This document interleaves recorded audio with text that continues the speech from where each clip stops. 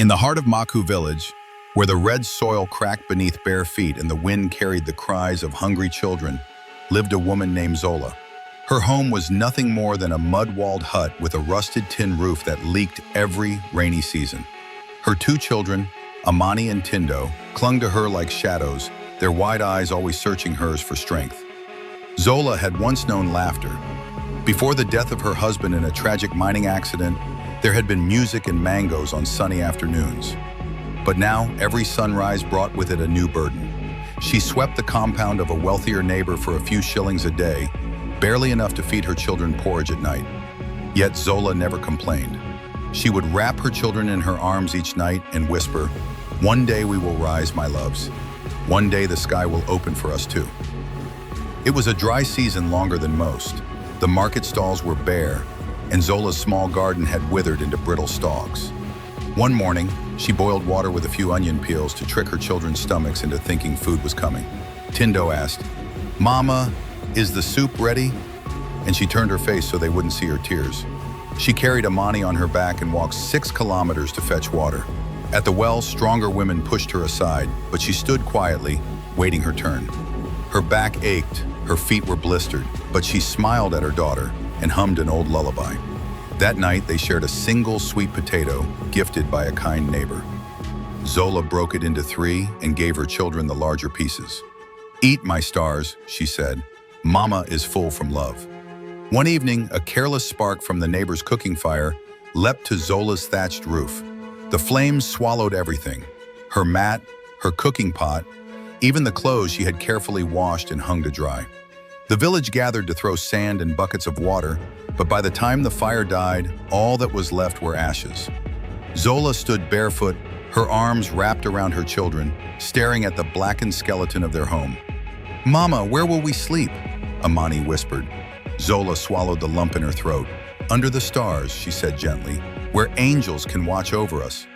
That night they slept on borrowed blankets with the cold earth beneath them and the night sky above. But Zola sang to them softly, a lullaby her own mother once sang to her. She knew her strength was the only shelter they had left. The following day, Zola tied a worn scarf around her head and walked to the village center. For the first time in her life, she stretched out her hand, not for charity, but for survival. A few villagers gave her coins. Others turned away, ashamed or indifferent. But she stood with quiet grace, dignity etched into Tindo and her Amani tired sat face. under a mango tree, watching their mother with solemn eyes. "Why do they pass Mama?" Amani asked. Tindo didn't answer. He was too young to understand that poverty made some people invisible. That evening, with the few coins she received, Zola bought cassava flour and greens. She cooked with care, as if it were a feast. As they ate, she said softly, "Even a lioness must humble herself to protect her cubs." The rainy season returned with vengeance. The 3 of them huddled beneath a torn plastic sheet tied between 2 crooked poles. Water dripped through holes, soaking their only remaining blanket. Zola pulled her children close and whispered stories about the moon being their grandmother, watching over them. Tindo shivered from the cold. Zola removed her only shawl and wrapped it around his tiny shoulders. "Don't worry, my little man," she said, forcing a smile. "Rain never lasts forever." At dawn, a generous woman named Mama Biola from the nearby church passed by and saw them. "Zola," she said with tears in her eyes, "you cannot live like this." That day, Mama Biola offered them a corner of her compound to build a small shack. With sticks and iron sheets Mama Biola spared from her store, Zola and her children built a tiny home. It had no bed, no light, and barely enough space to stretch their legs, but it was theirs. They named it Nyumba ya Tumaini, the House of Hope. Zola found work at the local cassava mill. She would carry sacks heavier than her own body, earning barely enough for 2 meals a day. Her hands blistered, her back bent, but she never let her smile fade when she returned to her children each evening. One night Amani said, "Mama, are we still poor?" Zola kissed her forehead and replied, "We are rich in love, and love is the beginning of all things." When school reopened, Zola could only afford 1 pair of secondhand shoes.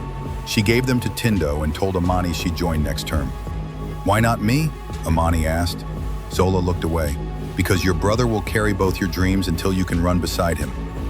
Amani helped Zola every day after Tindo left for school, fetching water, selling bananas, and washing clothes. She never complained, only watched the classroom from a distance with longing eyes. Zola sold her old wedding ring to buy notebooks and a school bag for her daughter. The pawn shop owner looked at her with pity. "This worth much?" he asked. "It was once," she replied, "but not more than my daughter's future." 1 month, the mill shut down, and Zola lost her job. She searched the village, knocking on doors, offering to clean, to carry, to cook, anything. But everyone seemed to be struggling too. Days passed with nothing but boiled water and stories to keep her children's stomachs full. Amani fainted one morning from hunger while sweeping the compound. Zola screamed and rushed her to the clinic. The nurse scolded her for not feeding the child, and Zola's shame burned deeper than the sun. That night, Zola sat alone outside, staring at the moon. "I will not let them die poor," she whispered. "Even if I must give my last breath." Here is the next set of chapters, 9 to 15, from Tears of Mama Zola, continuing the emotional journey of a single mother and her children in an African village. Each chapter contains at least 3 heartfelt paragraphs. At the village clinic, Zola was told Amani needed blood tests and medication. The nurse handed her a list and looked at her skeptically. "Can you afford this?" Zola nodded, though her pockets held only a few coins.